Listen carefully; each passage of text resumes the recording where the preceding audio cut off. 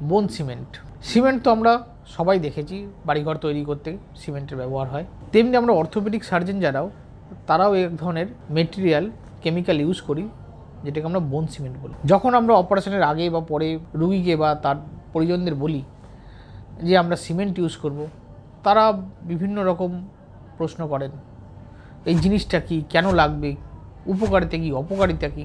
আজকের ভিডিওটা বানাচ্ছি তাদের উদ্দেশ্যে।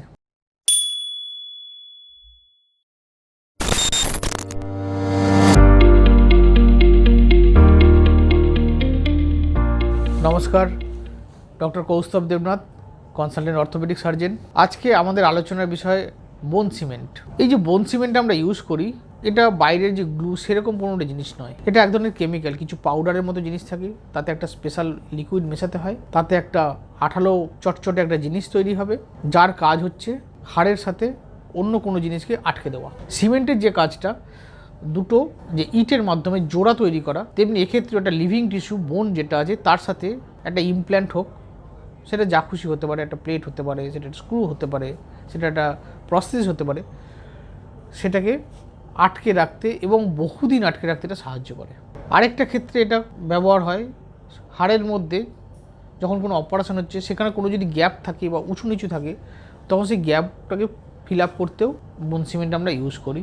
এবং একটা স্পেশাল ক্ষেত্রে ইনফেকশান হয়ে গেলে সেখানেও গ্যাপ ফিল করতে বা অ্যান্টিবায়োটিক ডেলিভারি সিস্টেম হিসেবে আমরা বোন সিমেন্ট ইউজ করে থাকি। কী ধরনের অপারেশনে বোন সিমেন্ট ইউজ হয়? মোটামুটি সমস্ত ধরনের রিপ্লেসমেন্ট সার্জারি, সেটা হতে পারে একটা নি রিপ্লেসমেন্ট, একটা হিপ রিপ্লেসমেন্ট, শোল্ডার, এলবো, যে কোনো ধরনের রিপ্লেসমেন্ট সার্জারিতে প্রধানত এই সিমেন্টিং টেকনিকটা ইউজ করা হয়। কিছু কিছু ক্ষেত্রে সিমেন্ট ছাড়াও হিপ রিপ্লেসমেন্ট পসিবল হয়। তো অন্যান্য রিপ্লেসমেন্টগুলোতে সিমেন্ট আজকালকার দিনেও প্রধানত ব্যবহার হয়। এখন এই সিমেন্টের সুবিধা কী, উপকারিতা কী? প্রথম কথা, এটা খুব দ্রুত ফিক্স করে দেয়।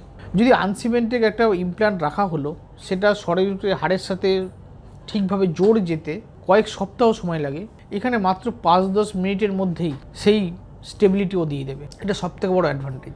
অর্থাৎ ডিভাইসটা লাগানোর পরে, প্রসেসটা লাগানোর পরে আজ থেকে 1 বছর পরেও যে স্টেবিলিটি থাকবে, সেই স্টেবিলিটিটা অপারেশন টেবিলে ইমিডিয়েটলি পাওয়া যাচ্ছে।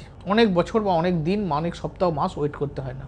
2 নম্বর হচ্ছে যে বয়স্ক মানুষদের যাদের হাড় দুর্বল হয়ে গেছে বা অস্টিওপোরোটিক বোন, যে কোনো কারণে যেখানে প্রস্থেসিস লাগালে প্রস্থেসিসটা গ্র্যাজুয়ালি ধীরে ধীরে লুজ হয়ে যেতে পারে, সেক্ষেত্রে সিমেন্ট দ্রুত ফিক্স করে দেবে এবং সেটা লুজ হওয়ার ইমিডিয়েট ভয় থাকবে না। অস্টিওপোরোটিক বোনে বয়স্ক মানুষদের যে কোনো ধরনের প্রস্থেসিস সিমেন্টিং টেকনিক করা হয়।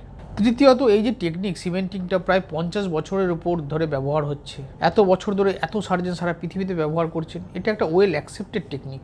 এই যে সিমেন্টটা, এটা খুবই বায়োকম্প্যাটেবল, শরীরের সাথে এর কোনো রিয়াকশান হয় না, এটা একটা মস্ত বড় অ্যাডভান্টেজ। 4 নম্বর হচ্ছে যেখানে উঁচু নিচু বোন আছে, সেখানে এটা সিমেন্ট দিয়ে ভরাট করে দিলে স্ট্রেস ডিস্ট্রিবিউশনটা অনেকটা ভালো হয়ে যায়। 5 নম্বর হচ্ছে এটা লোকালি ইনফেকশানকে প্রিভেন্টও করে এবং সেটা সারাতেও সাহায্য করে। তাহলে প্রশ্ন আসবে যে বোন সিমেন্টের কি শুধুই ভালোই দিক আছে, এর কি কোনো ডিসঅ্যাডভান্টেজ নেই?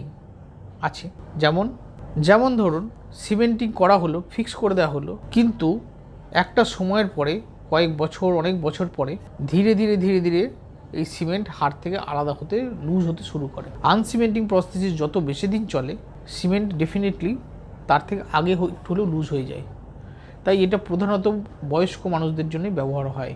দ্বিতীয়ত, বোন সিমেন্ট ইমপ্ল্যান্টেশন সিনড্রোম বলে একটা জিনিস আছে, যেটা অপারেশন টেবিলে হঠাৎ করে সিমেন্ট ইউজ করার সময় রেয়ারলি, খুব কম সংখ্যক মানুষের মধ্যে হঠাৎ করে একটা সিস্টেমিক ইভেন্ট তৈরি করে, যেটাতে পেশেন্টের হঠাৎ করে প্রেশার ফল করে যেতে পারে, পেশেন্টের অক্সিজেন লেভেল কমে যেতে পারে। আজকালকার দিনে সমস্ত যারা অ্যানাস্থেসিস্ট আছেন, তারা সবসময় সিমেন্টিংয়ের সময় অ্যালার্ট থাকেন এবং তাতে খুব একটা অসুবিধা হয় না। আরেকটা হচ্ছে যে ধরুন আজকে একটা হিপ রিপ্লেসমেন্ট বা নি রিপ্লেসমেন্ট হয়েছে, সিমেন্ট ইউজ করা হয়েছে, কোনো কারণে ভবিষ্যতে সেটাকে রিভিশন করতে হলো, রিভাইজ করতে হলো, সেক্ষেত্রে আগের সিমেন্টটাকে সমস্ত বার করে দিতে হয়, যেটা খুবই চ্যালেঞ্জিং।